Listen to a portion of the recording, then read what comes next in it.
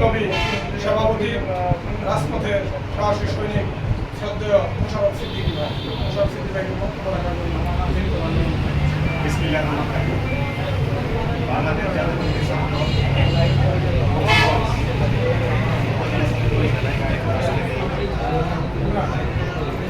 কেন্দ্রীয় সংসদের উপস্থিতিতে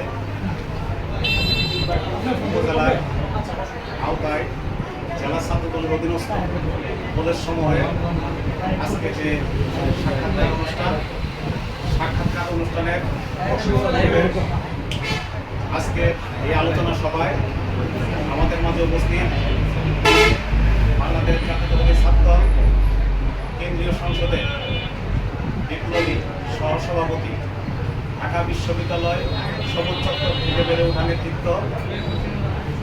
ময়মনসিংহ বিভাগীয় জামালপুরের জেলার টিম প্রধান শাকের ভাই, আমাদের মাঝে উপস্থিত বাংলাদেশ জাতীয়তাবাদী ছাত্রদল কেন্দ্রীয় সংসদের বিপ্লবী যুগ্ম সাধারণ সম্পাদক,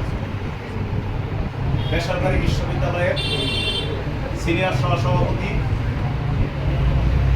আন্দোলন সংগ্রামের পরিচিত মুখ, জামালপুর টিমের আরেকজন গুরুত্বপূর্ণ সদস্য ইসলাম সজীব ভাই, আমাদের মাঝে উপস্থিত বাংলাদেশ জাতীয়তাবাদী ছাত্র জামালপুর জেলা শাখা সংগ্রামী সাধারণ সম্পাদক আতিকুল ইসলাম সমীর, আমাদের মাঝে উপস্থিত বাংলাদেশ জাতীয়তাবাদী ছাত্র জামালপুর জেলা শাখা সংগ্রামী সাংগঠনিক সম্পাদক মঞ্জুরুল করিম সমর, আমাদের মাঝে উপস্থিত বাংলাদেশ জাতীয়তাবাদী ছাত্রদল বক্সিগঞ্জ উপজেলা ছাত্রদলের সংগ্রামী আহ্বায়ক শামীম, পৌর ছাত্রদলের সংগ্রামী আহ্বায়ক মামুন, জেলা ছাত্রদলের সংগ্রামী সহসভাপতি আপনাদের বক্সিগঞ্জের কৃতি সন্তান ইমরান সহ জেলা ছাত্রদল বক্সিগঞ্জ উপজেলা ছাত্রদল, বক্সিগঞ্জ পৌর ছাত্রদল এবং পৌর উপজেলার অধীনস্থ ইউনিয়ন ওয়ার্ড এবং কলেজ ছাত্রদলের সকল নেতৃবৃন্দ একটু দেখার জন্য আমি ওনাদেরকে এইখানে যথাসময়ে আমরা উপস্থিত হতে চেয়েছিলাম। আমরা একটু কামালপুর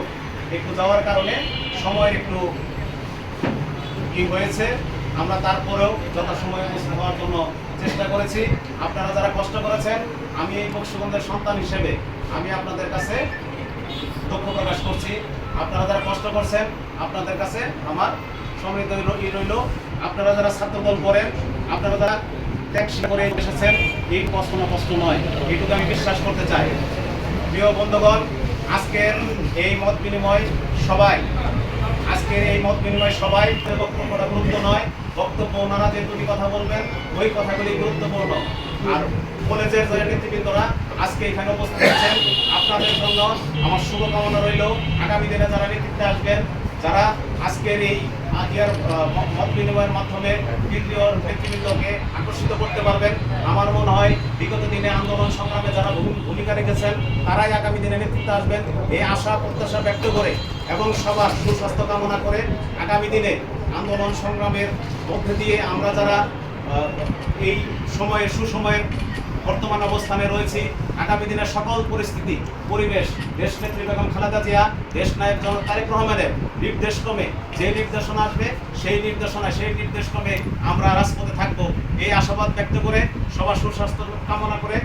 সবাইকে ধন্যবাদ জানিয়ে আমি আমার বক্তব্য এখানে শেষ করছি। খুদা হাফেজ। বাংলাদেশ জিন্দাবাদ, বাংলাদেশ জাতীয়তাবাদী ছাত্র জিন্দাবাদ, শহীদ জিয়াউল হক, দেশনেত্রী বেগম খালেদা জিন্দাবাদ, তারুণ্যের অহংকার, আগামী দিনের রাষ্ট্রনায়ক দেশ নায়ক জনাব তারেক রহমান